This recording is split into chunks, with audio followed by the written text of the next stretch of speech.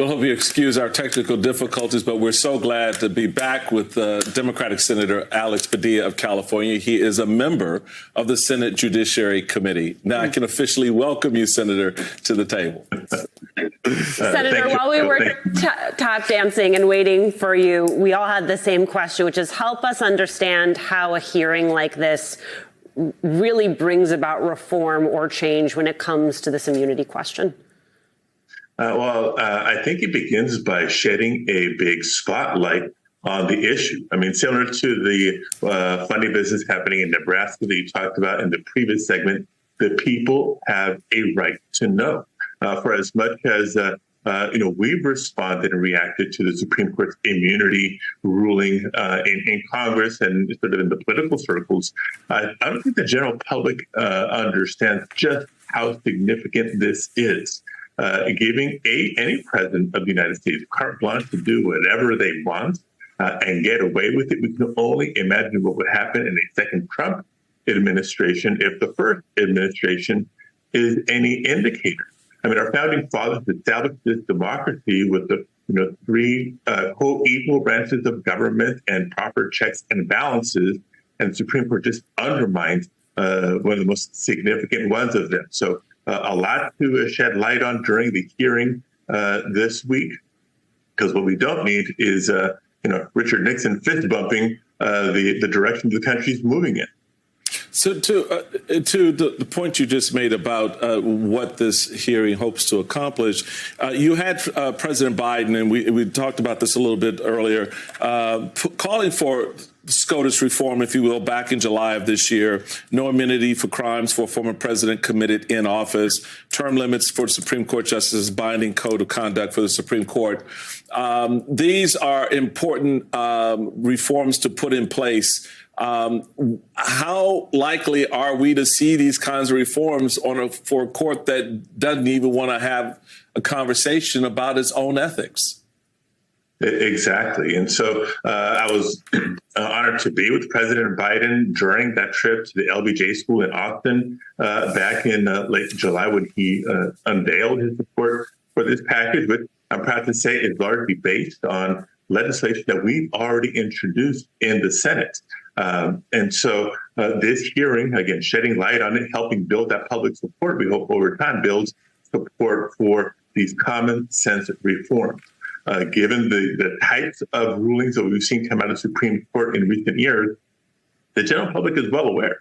I mean, they're getting more and more extreme on more and more key issues to American society. And we need reform there. We need ethics reform. We need change there to bring about stability, not court stacking, and get them back to the place where people respect the Supreme Court. The Supreme Court has credibility, because that is been significantly jeopardized. Senator, it is it strikes me that on September 15th, the New York Times had this, what I would argue, if people read through it, it is a bombshell report specifically about Chief Justice Roberts, the immunity decision, but the other decisions that the Supreme Court issued, whether it's Donald Trump being able to be barred or not be barred from the ballot in Colorado, the January 6th related cases that the Supreme Court has weighed in on this past year. And it really details and pulls the layers back about how Chief Justice Roberts was instrumental in that. Is this reporting, are we going to see more layers peeled back in this upcoming hearing that dovetail with this reporting? Because to me, this is, just one excerpt from it. This September 15th reporting says this is Chief Justice Roberts wrote this in a memo to other justices in February. I think it likely that we will view the separation of powers analysis differently from the appeals court, he wrote. In other words, grant Mr. Trump greater protection from prosecution. This is something that the Chief Justice was very clear about with the other justices. It has not been this clear with the American people. So is this a key part of the hearing? And are we going to see subpoenas for any of the justices? Look, I definitely believe this article is going to be referenced repeatedly during the hearing and other reporting that there's been on how the Supreme Court has been functioning of late. I mean, for anybody who questioned or doubted or thought Democrats were exaggerating when we were sounding the alarm with Trump's nominees and appointees, to the Supreme Court. We have the proof in the pudding, not just in the rulings that have come out. And I think, the Dobbs decision is just Exhibit A.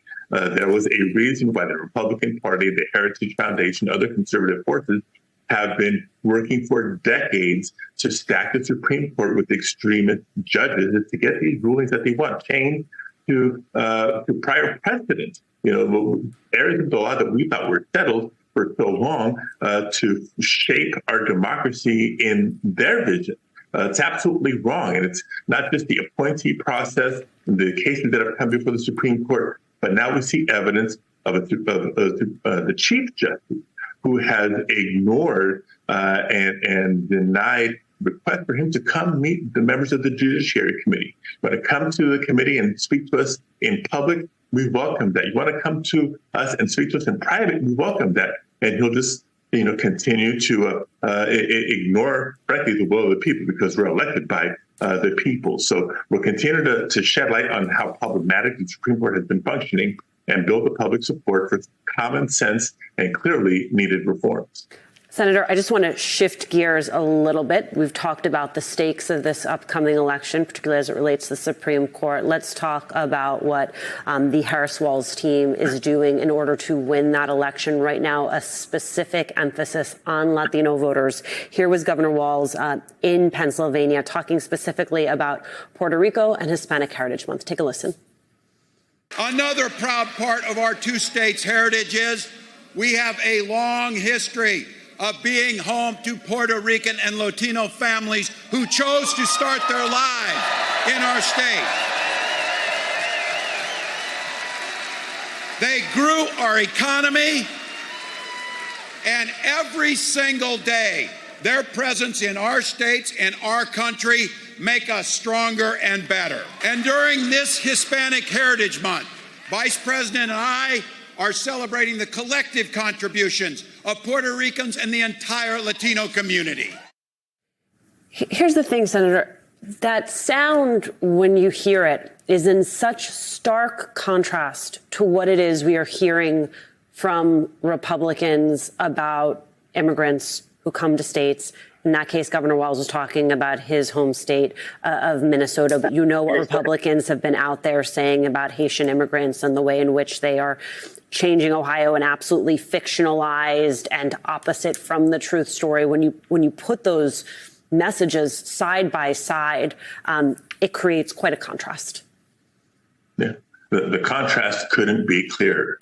So for Latino voters across the country, I hope everybody's paying attention. We know what we'll get if Donald Trump wins this November. He's already announced, not threatened, but he's announced, mass detentions, mass deportation, wreaking havoc on communities and our economy, by the way, because we know so many of the essential worker jobs that Latinos fill and serve and sacrifice in.